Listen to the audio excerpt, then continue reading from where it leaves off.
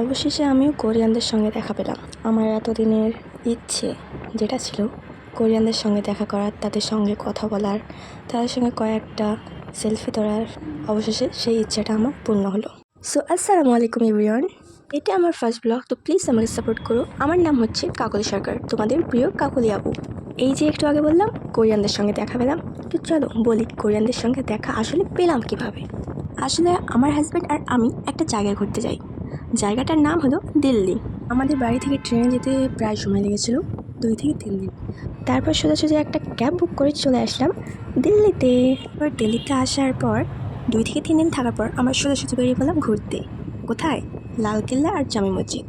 ওই দিনই আমরা লালকেল্লায় যখনই যাই, সেই লালকেল্লায় যাওয়ার সময় আমরা বাড়ি থেকে যাওয়ার পর যে ফ্লাইটে গিয়ে উঠেছিলাম, সেখান থেকে মাত্র 1 ঘন্টা সময় লাগে।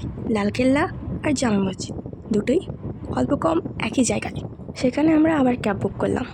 ক্যাব বুক করে যাওয়ার পথে অনেক সুন্দর সুন্দর জায়গা আসছিল, যেগুলো আমি আগে কখনো দেখিনি। কারণ আমি ছিলাম একজন ভদ্রঘরের সন্তান এবং আমার বাবা মা আমাকে অত স্বাধীনতা দেয়নি। কারণ তারা বলতো পর্দার আড়ালে যত থাকবি তত ভালো।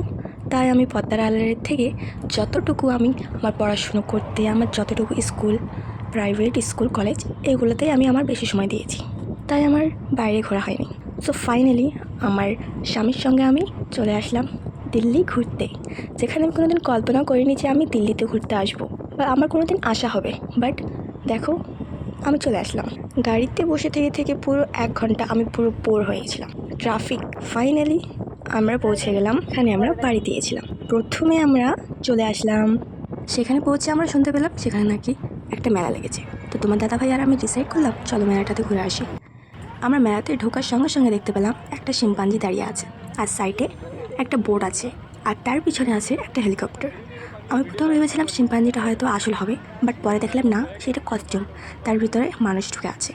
তারপরে সাইডে দেখতে পেলাম একটা জলপরি, আস্ত জলপরি, জীবিত জলপরি, আর কি বলবো। তো ফাইনালি আমরা জলপরিটাকে দেখতে সেখানে চলে গেলাম।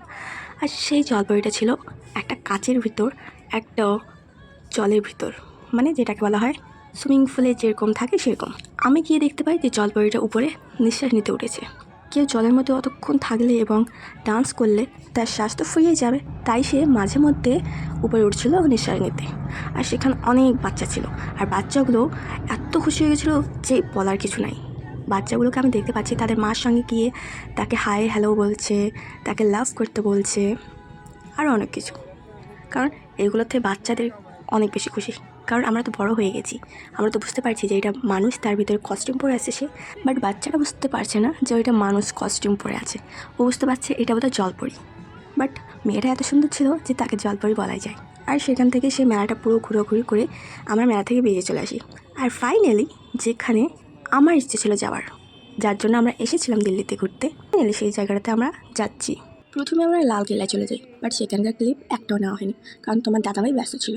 আর তারপরে আমরা লালকেল্লা থেকে সোজা চলে যাই জামে মসজিদ। আর সেখানে আমি মাত্র একটু ক্লিপ নিয়েছি, কারণ আমার ভয় ছিল যে তারা কোরিয়ানরা যদি আমাকে দেখতে পায় যে আমি তাদের ভিডিও বানাচ্ছি, তো জানি না কি যেন বলবে। তাই আমি চুপি চুপি করে তাদের একটু ভিডিও বানিয়ে নিয়েছি।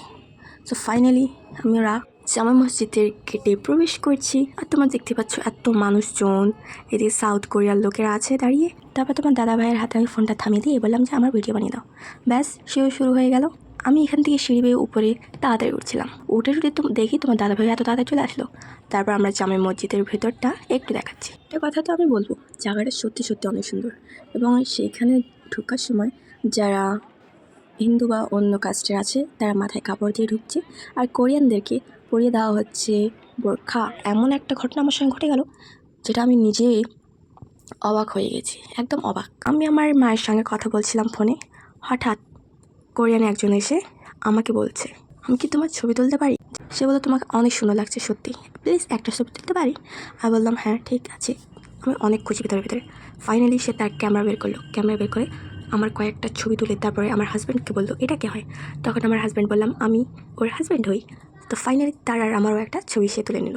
তারপর আমিও তো কম না, আমিও তার সঙ্গে কয়েকটা ছবি তুলে নিলাম। বাই থেকে ভিডিওটা অনেক বড় হয়ে যাচ্ছে। সো আজকের ব্লগ এই পর্যন্তই, দেখা হবে নেক্সট কোনো ব্লগে। আজকের মতো আসসালামু আলাইকুম।